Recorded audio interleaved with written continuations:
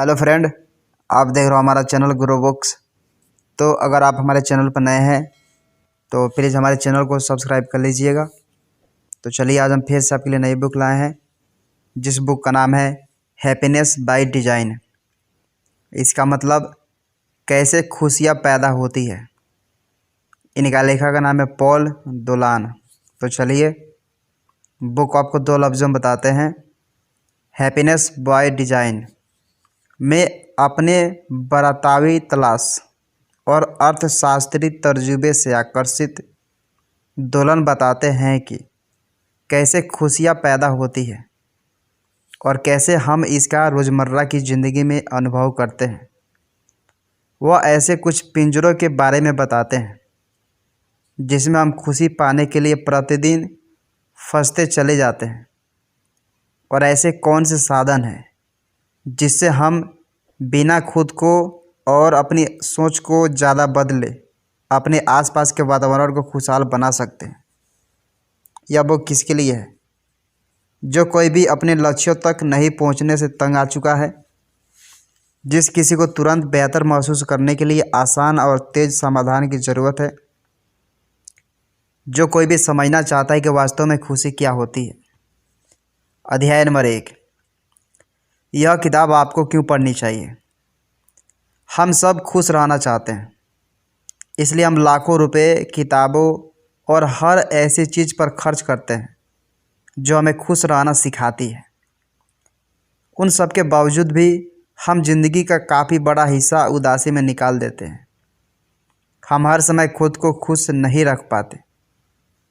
आगे आने वाले सबक उनसे अलग हमें बताते हैं कि कैसे हमारा दिमाग और वातावरण अनजाने में हमारी खुशी के स्तर को प्रभावित करता है, जो कि ज़्यादातर अच्छी दिशा में लेकर नहीं जाता। साथ ही साथ यह सबक यह भी बताते हैं कि कैसे हम अपनी ज़िंदगी में खुशी बरकरार रख सकते हैं। कैसे जिम जाने से आप ज़्यादा अस्वस्थ रूप से खाना खाते हैं। फ्रेंच संगीत सुनने से आपको फ्रेंच वाइन खरीदने की सुविधा मिलती है। क्यों खुशी अपने फ़ोन को बंद करने के साथ शुरू होती है। अध्याय नंबर 2। जब आप अपनी रोज़मर्रा के कामों को सुखद और लक्ष्यपूर्ण अनुभव करते हैं तो आप सबसे ज़्यादा खुश होते हैं। कल्पना करें कि बाकी के जीवन का हिस्सा आप अपने पसंदीदा कॉमेडी शो को देखने में निकाल सकते हैं। कि आप सच में खुश होंगे? हो सकता है कि आप महसूस करेंगे कि आपके जीवन का कोई मतलब नहीं है, या फिर अंत में हो सकता है कि आपने अपना पूरा जीवन इसके बजाय काम करने में बिताया हो। लेकिन ऐसा वास्तव में क्यों है? क्योंकि वास्तव में खुशी सिर्फ खुश होने से नहीं है, लेकिन यह महसूस करने से है जो आप कर रहे हैं उसका कुछ मकसद है। खुश रहने के लिए काम का आनंद ही नहीं, बल्कि उससे ज़िंदगी को क्या मतलब मिल रहा है वो भी ज़रूरी है। हर दिन आपके जीवन में ऐसे काम होते हैं जो खुशी और लक्ष्य दोनों से पूर्ण होते हैं। एग्जाम्पल के लिए, अपने पसंदीदा टीवी शो को देखना खुशी देता है, जबकि अपने काम के लिए एक शो बनाना लक्ष्य पूरा करता है। अपने दिन का सबसे ज़्यादा लाभ उठाने के लिए अपने दिन के उन कामों को जो आपको खुशी देते हैं लक्ष्यपूर्ण कामों से बदल दें। उदाहरण के लिए, आप एक अच्छा दोपहर का भोजन और एक दोस्त के साथ बात करना, या दोपहर की छोटी सैर करना जिससे कि आपको खुशी मिलेगी। दिलचस्प बात यह है कि आप अपने दैनिक जीवन में अधिक खुशी या अधिक उद्देश्य रखना पसंद करते हैं। यह काफ़ी हद तक आप पर निर्भर करता है। सब लोग एक जैसे नहीं होते, इसलिए समझे और करें जो आपको सबसे अच्छा लगता है। आप एक खुशी मशीन भी बन सकते हैं जिसे सिर्फ खुशी से मतलब है, या फिर एक उद्देश्य इंजन बन सकते हैं जो अपने समय को सबसे ज़्यादा महत्व देता है। अंत में, खुशी हर पल में खुद के लिए अच्छा महसूस करना है। केवल संतुष्ट होना यह संकेत नहीं देता कि आप हर दिन खुश हैं, क्योंकि खुशी सामान्य स्थिति के बारे में विचार करना नहीं, बल्कि उस समय में जीना है। अध्याय नंबर 3। खुशी सीधे तौर जो आप करते हैं उससे नहीं, बल्कि जिन बातों कामों पर आप ध्यान देते हैं उससे होती है। एक अच्छी नौकरी, रोमांचक शौक, अच्छा स्वास्थ्य, हमें लगता है कि ये खुशी के लिए ज़रूरी चीज़ है। नहीं, ज़रूर, लेकिन तभी अगर आप वास्तव में उस पर ध्यान देते हैं। एक खुशहाल जीवन जीने के लिए आपको उस चीज़ पर ध्यान देना ज़रूरी है जो आपको खुशी देती है। हालांकि जो हमें खुशी देता है उस पर ध्यान देने का सोचना आसान है, जबकि हम खुश महसूस करना पसंद कर सकते हैं। हमें से प्रत्येक एक समय में केवल एक ही चीज़ के बारे में सोच सकते हैं। बदकिस्मती से हम अक्सर उस काम के बारे में अच्छे विचारों के बजाय बातों बारे में गलत विचारों पर ध्यान लगाते हैं। हम अपने जीवन के दिनचर्या के बजाय अपरिचितों और सस्ते माल पर अधिक ध्यान देते हैं, और बदकिस्मती से हम उन अच्छी चीज़ों को संजोना भूल जाते हैं जो हम प्रतिदिन करते हैं। पहली बार जब आप अपनी नई कार में सवारी करते हैं तो वास्तव में अच्छा लगता है, लेकिन जल्दी वो मज़ा फीका पड़ जाता है।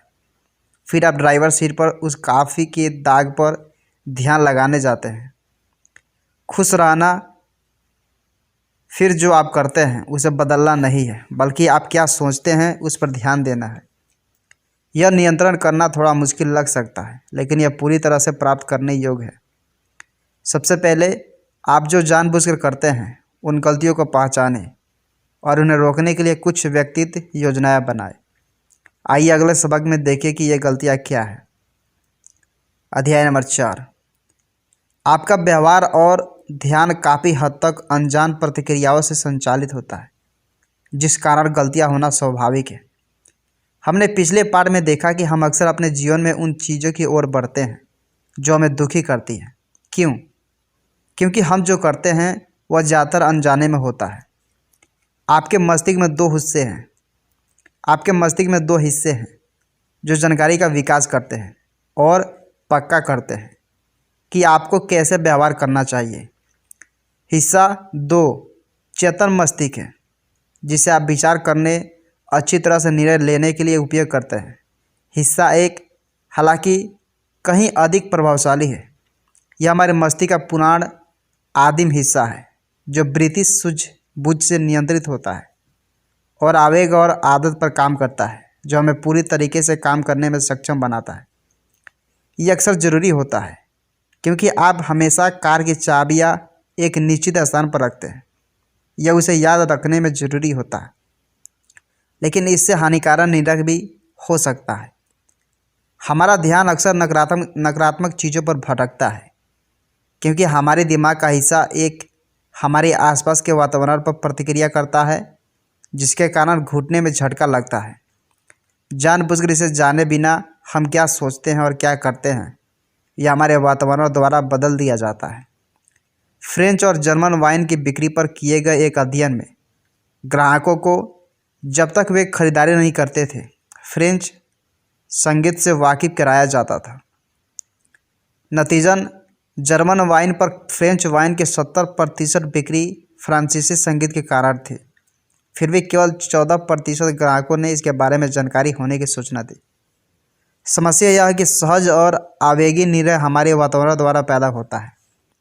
कभी कभी हमें उन तरीक़ों से व्यवहार करने के लिए प्रेरित करते हैं जो वास्तव में हमें खुशी नहीं देते।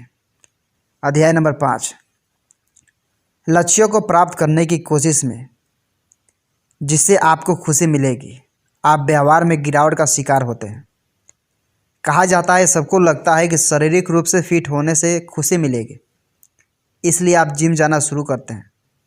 फिर अपने पहले थकाऊ वर्कआउट से घर आते समय आप अपनी पसंदीदा फास्ट फूड होटल में करते हैं। रुकने के बजाय आप अपने आप को एक बड़े चिकन बर्गर के साथ इनाम देते हैं। क्यों? क्योंकि हमारे अतीत, वर्तमान और भविष्य के निर्णय अलग नहीं हैं, वे एक दूसरे को प्रभावित होते हैं और हम कभी कभी इससे बेखबर होते हैं। अक्सर अलग अलग व्यवहार एक ही प्रेरणा से जुड़े होते हैं और एक व्यवहार में अभिनय करने में आपकी सफलता या विफलता आपके भविष्य के व्यवहार को प्रभावित करती है। इस प्रभाव को व्यवहार स्पिल ओवर कहा जाता है। परेशानी यह है कि ये व्यवहार काफ़ी हद तक आपके आवेगी हिस्सा एक के कारण है, इसलिए आपको अक्सर पता नहीं चलता कि यह बहुत देर तक कैसे काम करता है। व्यवहार सिंपल ओवर फायदेमंद हो सकता है और आपको अपने लक्ष्यों तक पहुंचने में मदद कर सकता है। एक अच्छा व्यवहार दूसरे अच्छे व्यवहार को प्रोत्साहित कर सकता है। उदाहरण के लिए, बाथरूम को पूरी तरह से साफ करने के बाद आप अचानक रसोई से निपटने का निर्णय लेते हैं, या उस होटल में अच्छे भोजन के बाद आप कुछ कैलोरी जलाने के लिए घर तक चलने का फैसला करते हैं। दुर्भाग्य से व्यवहार संबंधी एसपीएल ओवर भी उस तरीके से काम करना मुश्किल बना सकता है जिस तरह से हम जानबूझकर चाहते हैं, जो आमतौर पर अपराध और हताशा की ओर जाता है। इस पाठ के शुरुआत में दिए गए उदाहरण आप अपने पिछले अच्छे व्यवहार के कारण अपने आप को एक बुरा व्यवहार के लिए तैयार करते हैं। इससे भी बदतर, एक बुरा निर्णय दूसरे बुरे निर्णय को जन्म दे सकता है। हम सभी ने अनुभव किया है कि पूरे दिन इंटरनेट पर खाना देखने के बाद आप एक अस्वस्थ रात का खाना ऑर्डर करते हैं, यह दावा करते हुए कि अब कोई मतलब नहीं है, मैं आज पूरा दिन आलसी रहा हूँ। अध्याय नंबर 6। आप अक्सर अपनी इच्छाओं और लक्ष्यों को गलत समझते हैं, जिसमें वह कैसे आपकी खुशियों को प्रभावित करता है शामिल है। हमारे बहुत सारे निर्णयों और कामों की ज़रूरी कारण खुश रहना है। हम एक लक्ष्य की ओर ये सोचते हुए भागते हैं कि यह हमें खुशी देगा, पर इस बात को दिमाग में रखना ज़रूरी है कि आगे आने वाले समय में हम गलतियां कर सकते हैं और इसमें हमें बुरा भी लग सकता है, जो कि स्वाभाविक है। जरा सोचिए, जब लोगों को न चल पाना की विकलांगता के बारे में सोचने के बारे में कहा जाता है, तो वह सिर्फ उससे होने वाली समस्याओं के बारे में सोचने लगते हैं और बहुत बुरा और अच्छे की ऊंचाई तक पहुंच जाते हैं। हम कैसे अपने भविष्य के बारे में सोचते हैं दर्शाता है कि कैसे हम अपने अतीत के बारे में सोचते हैं। यह खुशी और दर्द के चरम सीमा है जो हमारे साथ सबसे अधिक रहते हैं। अपने मित्र की शादी में जाते हैं और सभी के सामने अपने मुंह के बल गिर जाते हैं। शर्मिंदगी का एक क्षण आपका पूरा दिन खराब कर देता है और यहाँ तक कि भविष्य की शादियों में भाग लेने के बारे में आपके स्वभाव को भी बदल देता है। भविष्य की स्थितियों के बारे में ज़्यादा चिंता करना आपको अभी खुश होने से रोक सकता है। हम भी अक्सर अपने लिए अनुचित उम्मीदों के साथ लक्ष्य शुरू करते हैं और जब हम निराश हो जाते हैं तो हम कम के लिए बसना शुरू कर देते हैं, जिससे हमारा रास्ता ज़्यादातर दुखी हो जाता है। एग्जाम्पल के लिए, जब हम फिट होने की कोशिश करते हैं तो हम अक्सर चरम व्यायाम दिनचर्या के लिए लक्ष्य बनाते हैं जो हमारी क्षमताओं से परे है। फिर अनिवार्य रूप से हमारी अपेक्षाओं तक पहुंचने में असफल होने के बाद हो क्या रहा है रवैया अपनाते हैं जिसे कोई अधिक व्यायाम नहीं होता। इसलिए बेहतर भविष्य के लिए काम करते समय वर्तमान में अपने जीवन की गुणवत्ता के बारे में नहीं भूलना चाहिए। अध्याय नंबर 7। यह तय करने के लिए कि आपको किससे खुशी मिलेगी। जैसे कि हमने देखा, हम अपने अतीत और भविष्य के अनुभवों से वर्तमान की खुशी प्रभावित करते हैं। तो हम कैसे निर्णय ले सकते हैं जो हमें आज और कल दोनों में खुशियाँ लाए। हम अपनी गतिविधियों से सीख सकते हैं। आपकी दैनिक गतिविधियों के परिणाम स्वरूप आने वाली भावनाओं पर ध्यान देने से आपको यह पता लगाने में मदद मिलेगी कि वास्तव में आपको किससे खुशी मिलती है। शुरू करने के लिए आप DRM जैसे ट्रैकिंग गतिविधियों का उपयोग कर सकते हैं ताकि यह पता चल सके कि कौन सी गतिविधियां और लोग आपको सबसे अधिक आनंद और उद्देश्य प्रदान करते हैं। 1 या 2 सप्ताह के लिए प्रत्येक दिन अपनी सभी गतिविधियों को लिखें, उनकी लंबाई जो आपके साथ थे, और उन्हें 1 से 10 तक के पैमाने पर रैंक करें ताकि यह दर्शाया जा सके कि उन्हें करते समय आपको कितना आनंद और उद्देश्य मिला। बेहतर निर्णय लेने और भविष्य की खुशी के लिए इस प्रतिक्रिया का उपयोग करें। अतीत में अपनी गतिविधियों से मिलने वाली खुशी के बारे में सोचें। साथ ही साथ अपने आसपास के लोगों से भी वस्तुगत जानकारी हासिल करें, लेकिन ज़्यादा सोचने में बचें। एग्जाम्पल के लिए, हम अक्सर मामूली फैसलों पर एक बड़ा समय बिताते हैं, जैसे कि नए बाथरूम के लिए टाइलें चुनना, और बड़े फैसलों पर ज़्यादा समय नहीं देना, जैसे घर को खरीदना है। अध्याय नंबर 8, अचेतन तंत्र का उपयोग करके आप अपने वातावरण को उन चीज़ों और व्यवहारों की ओर आकर्षित कर सकते हैं जो आपको खुश करते हैं। अब तक आपको यह समझ आ जाना चाहिए कि आप अपनी भावनाओं को कैसे प्रभावित होते हैं और आप खुश रहने के लिए अपने व्यवहार को कैसे बदलना चाहते हैं। सबसे अच्छा तरीका है अपने अचेतन मस्तिष्क को धोखा देकर। एग्जाम्पल के लिए, अपने ऑफिस के प्रकाश बल्ब को नीले बल्ब में बदलने से आपकी प्रभावकारिता पर भारी प्रभाव पड़ सकता है, क्योंकि यह रासायनिक रूप से सतर्कता बढ़ाने के लिए दिखाया गया है। सकारात्मक व्यवहार के लिए अपने वातावरण को प्रोत्साहन से भरें। इसलिए यदि आप सुबह एक रन के लिए जाना चाहते हैं तो उन कपड़ों को बाहर रखें जो आपको सुबह चाहिए, और चलने के लिए अपने पसंदीदा संगीत को एक प्लेलिस्ट बनाएं। अपने आसपास के लोगों के लिए यह एक बहुत अच्छा विचार है जो आपको लक्ष्यों का समर्थन करते हैं, और यह उन लोगों की तलाश करने में मदद करेगा जिनके पास आपके जैसा उद्देश्य है। उदाहरण के लिए, वज़न कम करने के साझा उद्देश्य के साथ एक दोस्त के साथ बातें आप दोनों को अपने लक्ष्य पर बनाए रखने में मदद करेगा। अतिरिक्त प्रोत्साहन के लिए आप अपने लक्ष्यों के बारे में दुनिया यानी कि आसपास के लोगों को बता सकते हैं। इससे आपको उन तक पहुंचने के लिए अधिक बाध्य महसूस होगा। यदि आप धूम्रपान छोड़ना चाहते हैं तो अपने ऑफिस में सभी को बताएं। यदि आप फिर से सिगरेट पीते हैं तो खुद को इस आदत से हटाने के लिए प्रोत्साहन मिले।